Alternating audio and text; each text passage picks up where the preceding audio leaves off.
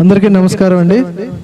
వేదికను అలంకరించిన ఈరోజు సభాధ్యక్షులు నాగేశ్వరరావు గారు, కృష్ణయ్య గారు, సిహెచ్ నరసింహరావు గారు, ధనలక్ష్మి గారు, మణి గారు, అల్లూరి నరసింహారావు గారు, అలాగే 18వ సిఐటియు శ్రామిక ఉత్సవకి ఇచ్చేసినటువంటి శ్రామికులు, సిఐటియు సభ్యులు, సిఐటియుకి సంబంధించినటువంటి మెంబర్స్, అలాగే మహిళలు, పాత్రికేయ విలేకరులు అందరికీ నా హృదయపూర్వక నమస్కారాలు.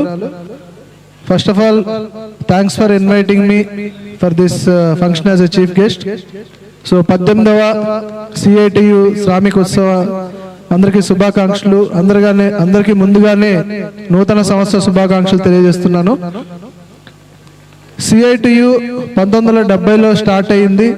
అప్పటి నుంచి కంటిన్యూస్గా ఈ వింగ్ అనేది మెయిన్గా డిగ్నిటీ ఆఫ్ లేబర్ని ఇంప్రూవ్ చేయడం కోసం, వర్కర్స్ యొక్క ఫెసిలిటీస్, వారికి వచ్చేటువంటి ఎకనామిక్ కండిషన్స్ని ఇంప్రూవ్ చేయడానికి నిరంతరంగా కృషి చేస్తున్నారు. అలాగే అనేక విజయాలు వాళ్ళు ఇప్పటివరకు సాధించారు. సో ప్రజలు, ముఖ్యంగా శ్రామికులు, వాళ్ళకు సంబంధించిన కష్టాలు తీర్చడంలో చాలా ముఖ్యమైన పాత్ర సిఐటి పోషిస్తుందనే దాంట్లో ఎటువంటి సందేహం లేదు. సో దానికి ముందుగా సిఐటి వారందరికీ కూడా కంగ్రాచులేట్ చేస్తున్నాము. మన విశాఖపట్నంలో అనేకమైనటువంటి central government, state government organisations ఉన్నాయి.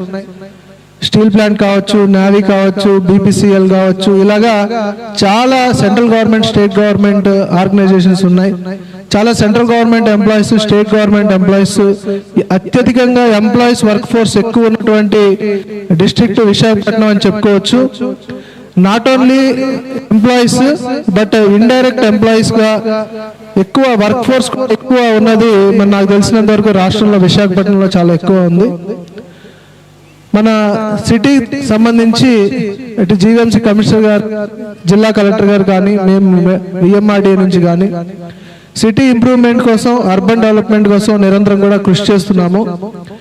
ఒకవైపు డెవలప్మెంట్, అలాగే ఆ డెవలప్మెంట్ చేస్తున్నటువంటి వర్క్స్ యొక్క వెల్ఫేర్స్, వాళ్ళ యొక్క రైట్స్ కూడా హ్యాండ్ ఇన్ హ్యాండ్ వెళ్ళాలని పూర్తిగా నమ్ముతున్నాము.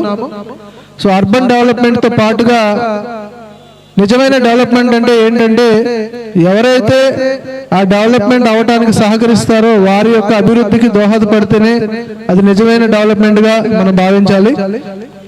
మన గౌరవ ముఖ్యమంత్రి గారు శ్రీ నారా చంద్రబాబు నాయుడు గారు కావచ్చు, అలాగే మన ఉప ముఖ్యమంత్రి గారు కావచ్చు, ఆల్ మినిస్టర్స్ చాలా హార్డ్ వర్క్ చేస్తున్నారు.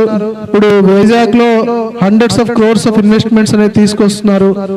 చాలా కంపెనీస్ తీసుకురావడం ద్వారా ఎంప్లాయ్మెంట్ పెరగడం కోసం, దాని ద్వారా డైరెక్ట్ అండ్ ఇండైరెక్ట్ ఎంప్లాయ్మెంట్స్ పెరుగుతూ జీడిపి పెరగాలని చాలా కృషి చేస్తున్నాము. ఇప్పుడు వైజాగ్ ఎకనామిక్ రీజియన్ అంటే శ్రీకాకుళం జిల్లా దగ్గర నుంచి కోనసీమ వరకు 9 జిల్లాల్లో వైజాగ్ ఎకనామిక్ రీజియన్ అనేది ఒక గుర్తింపు తీసుకుని వచ్చి 2042కి $1 ట్రిలియన్ యుఎస్ జీడిపి ఈ ఏరియా సాధించాలని ప్లాన్ చేయడం జరుగుతుంది. అనేకమైనటువంటి స్కీమ్స్ ని మేము ముందుకు తీసుకుని వస్తున్నాము. లైక్ ఇప్పుడు బీచ్ రోడ్ లో వైజాగ్ బే సిటీ అనేది ప్లానింగ్ చేస్తున్నాము. వైజాగ్ 2.0 అని భోగాపురం ఎయిర్పోర్ట్ వరకు డెవలప్మెంట్ రావాలనేది ప్లాన్ చేస్తున్నాము. ఆల్రెడీ మనకి ఐఐఎం ఉంది వైజాగ్ లో. ఐఐఎం పక్కన ఒక ఎడ్యుకేషన్ హబ్, ఎడ్యుకేషన్ జోన్ రావాలని ప్లాన్ చేస్తున్నాము. రీసెంట్ గా డేటా సెంటర్ శాంక్షన్ అవడం జరిగింది. 10,000 crores ఇన్వెస్ట్ చేయబోతున్నారు. దానికి దగ్గరలో, తర్లువాడికి దగ్గరలో ఆనందపురంలో ఒక ఐటీ హబ్ ప్లాన్ చేయడం జరుగుతుంది. అలాగే మనకి కాపులపాడలో ఒక IT hub, already IT SEZ ఉంది, ఐటీ హబ్ కూడా ప్లాన్ చేయడం జరుగుతుంది. మధురవాడలో కూడా ప్లాన్ చేయడం జరుగుతుంది. అలాగే ఒక అడ్వెంచర్ సిటీ అనేది వైజాగ్ లో చాలా అవసరం అనేది గుర్తించి అది కూడా ప్లాన్ చేస్తున్నాము.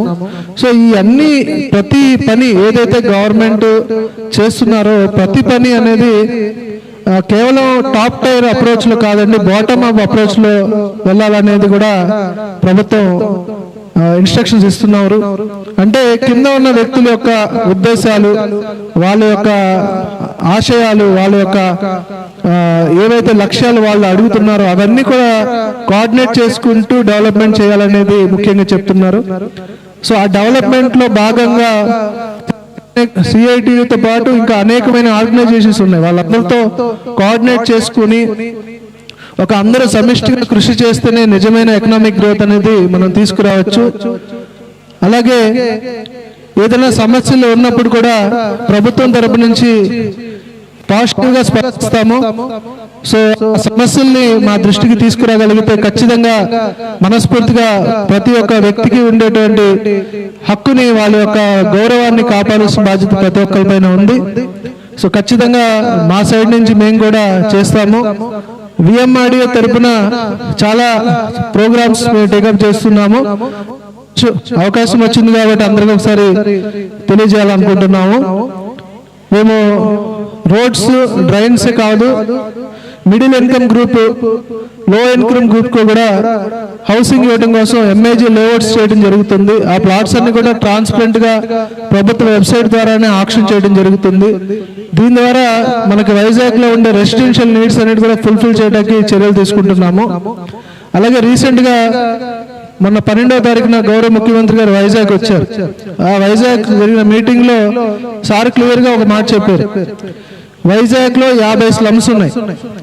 ఆ 50 స్లమ్స్ కూడా రీడెవలప్మెంట్ చేయమని చెప్పి జిఎంసి కమిషనర్ గారికి చాలా స్పష్టమైనటువంటి ఆదేశాలు ఇచ్చారు. అది ఎలాగ కట్టాలి, వాళ్ళకి ఎటువంటి ఇబ్బంది కలగకుండా సిటీని స్లమ్ ఫ్రీ సిటీగా ఎలా చేయాలి, అలాగే ఆల్ ఫెసిలిటీస్ ఎలా కల్పించాలి, ఒకవేళ మధ్యలో ట్రాన్సిషన్ అంటే వాళ్ళని ఎక్కడ అకామిడేట్ చేయాలి అనేది కూడా వర్కౌట్ చేయమని చెప్పడం జరిగింది. అలాగే labour reforms commissioner of labour దగ్గర నుంచి చేయడం జరుగుతుంది. ఇప్పుడు BOCW ఫండ్స్ ఉన్నాయి గవర్నమెంట్ దగ్గర, వాటిని కూడా లేబర్ డిపార్ట్మెంట్ కి సంబంధించిన social security, trainings, skill development, employment opportunities పెంచడానికి వాళ్ళు కూడా కృషి చేస్తున్నారు. సో మీరు అందరూ చాలా కష్టపడి పనిచేస్తున్నారు. ధనలక్ష్మి గారు నాకు బాగా తెలుసు. మెప్పాలో ఉన్నప్పుడు ఆర్పిసి ఇష్యూస్ మీద ఫ్రీక్వెంట్ గా ఆవిడ వచ్చి మాకు డిస్కస్ చేస్తూ ఉండేవాళ్ళు. చాలా ఇష్యూస్ రిజాల్వ్ చేసుకునే వాళ్ళం. ఫైనాన్షియల్ రిక్వైర్మెంట్స్ ఉన్నాయి తప్ప మాక్సిమం అన్ని కంప్లీట్ చేయగలిగాము నేను ఉన్న సమయంలో. సో మంచి కార్యక్రమాలు చేస్తున్నారు. ఇటు ప్రభుత్వం, ప్రజల మధ్యలో అసోసియేషన్స్ ఇవన్నీ కలిసికట్టుగా ఒక బ్రిడ్జ్ లాగా యాక్ట్ చేస్తూ ఒక సమిష్టి కృషి చేయాలి. ప్రజలందరూ బాగుండాలి, ప్రజలు మంచి జీవితాన్ని గడపాలని కోరుతూ మా వంతు సహాయం మేము ప్రభుత్వం నుంచి అధికారులుగా ఖచ్చితంగా చేస్తామని మీ అందరికి హామీ ఇస్తూ నాకు ఈ అవకాశం ఇచ్చినందుకు అందరికీ ధన్యవాదాలు తెలియజేస్తూ సెలవు తీసుకుంటున్నాను. Thank you.